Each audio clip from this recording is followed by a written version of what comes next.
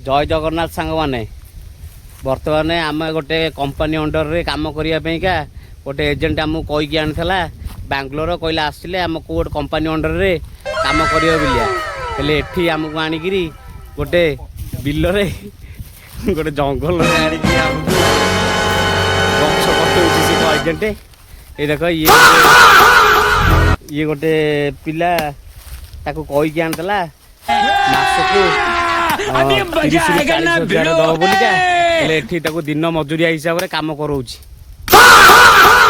से एजेंट को कौन करा काम करिवो आसी गईर मझिरे आज्ञा हमको तुम गछ काट ए जो गछर डालार साइज करिया कहूची केते टका कोन दब बोलिया कहिची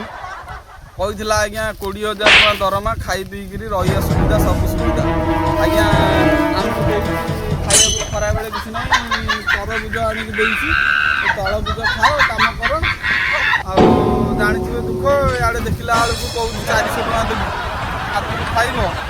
आडे घर भड़ा कोन करबा आज्ञा हो छाई रे तो काम करछो कोन असुविधा होची जुआडू तेले काम करछो आज्ञा हमें ओडिसा रे भल थिलु अधिक खाइ बोली एसी एठी पस्तेइलु।